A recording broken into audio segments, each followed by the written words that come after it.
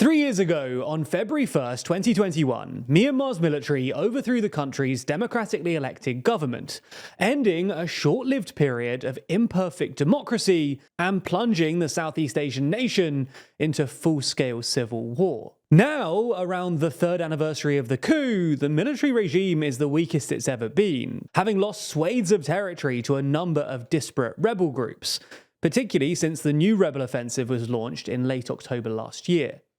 Not long after that, with the military on the back foot, it warned that if it was unable to retain control of events in the country's peripheral regions, Myanmar would end up splitting into various parts. So in this video, we're going to explore the possibility of the country breaking apart and other potential outcomes of the conflict. Before we start, if you haven't already, please consider subscribing and ringing the bell to stay in the loop and be notified when we release new videos.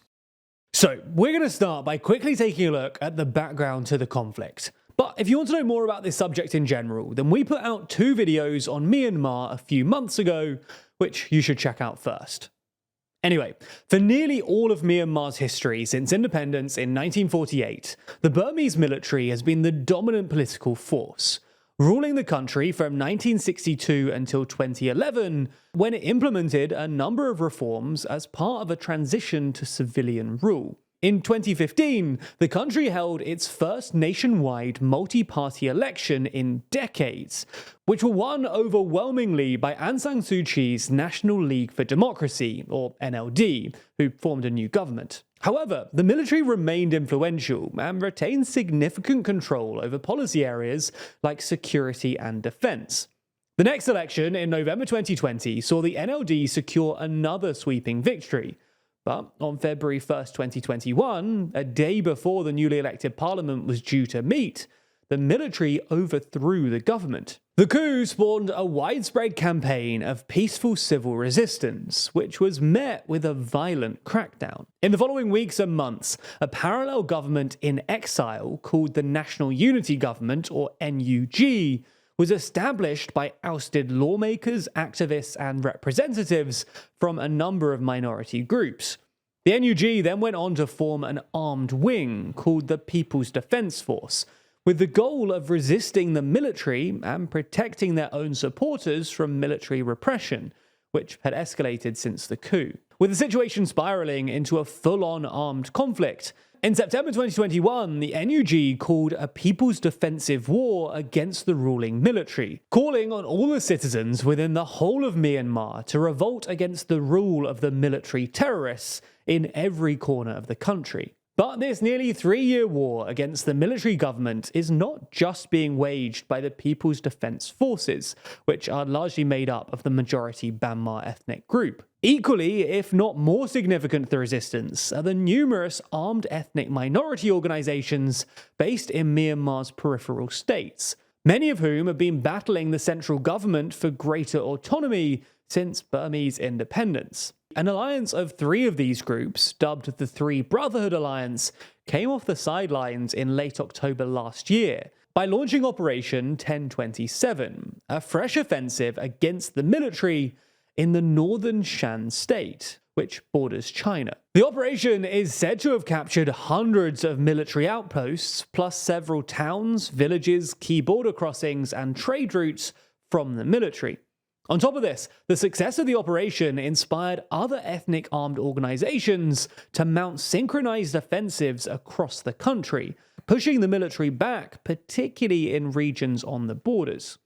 Now, we're not going to delve into the intricacies of the battle lines and the areas of control, but the point is that this escalation since October has raised serious questions about the military regime's long-term survivability. So, what might Myanmar's future actually look like? Well, we're going to take a look at a few possibilities. Firstly, the end of the military regime.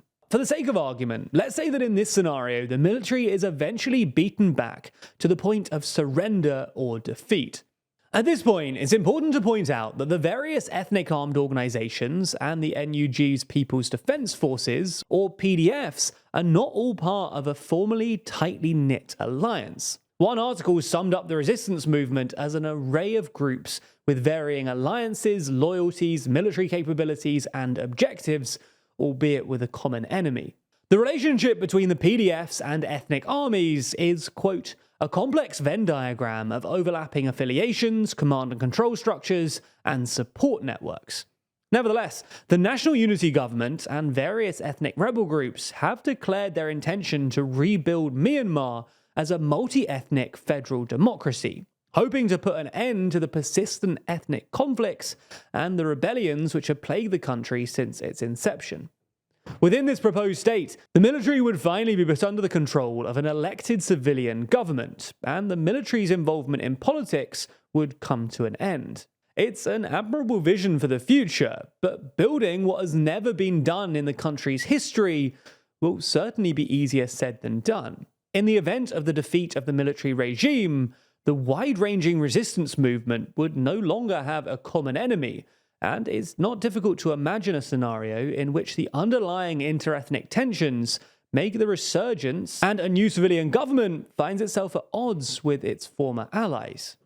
Having said this though, the current unprecedented cooperation and the declared joint goals are certainly a positive sign for the future. So what about the risk of the country splitting apart?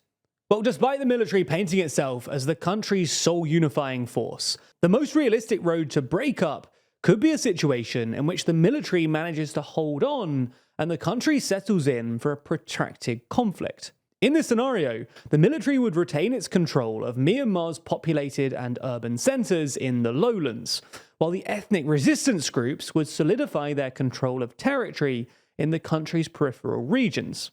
Any unity that the wider resistance movement has now could begin to dissolve as the prospects of actually defeating the military diminish, prompting ethnic resistance groups to focus on entrenching their control in their territory. Now, this would not result in a wave of new internationally recognized countries, but rather would see the periphery of the country fragment into broadly self-governing ethnic statelets.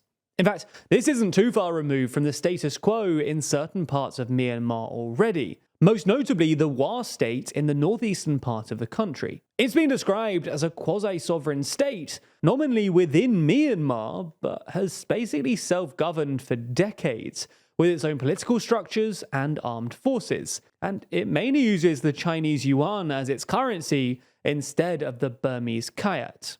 Anyway, whatever you think is going to happen going forward, and not much can be said with certainty, Myanmar is at an inflection point. What the future holds for the long-dominant military and the newly energized resistance movements remains to be seen. But for now, the civil war will continue to rage, largely unreported in the Western press, and the deepening humanitarian crisis will continue to require immediate and urgent international attention. Geopolitics and national security issues definitely seem to be getting more difficult right now, as we regularly cover in our videos. But when it comes to your personal security, that's never been easier, thanks to our sponsor, NordVPN. That's because NordVPN offers you one-click protection, with their threat protection service shielding you from malware, trackers, and ads, especially when you're on dodgy public Wi-Fi networks. Not only that, but their dark web monitoring service actively notifies you if someone leaks your credentials, helping you stay one step ahead. All this protection doesn't have to come at the expense of great connection though, with NordVPN offering the very fastest service of any VPN, allowing you to connect almost instantly anywhere in the world. Throw in their 24/7 customer service, dedicated apps on all major platforms, one account protecting 6 devices, and 30-day money-back guarantee. It's hard to come up with any reasons not to sign up. Plus, if you sign up for a 2-year plan using our link, you not only get a massive discount, you also get 4 extra months totally free. So if you want to sign up for NordVPN and also help improve our journalism, then make sure you click our link in the description. That way you'll get their great service for a discount and let them know that you came through us. Thank you.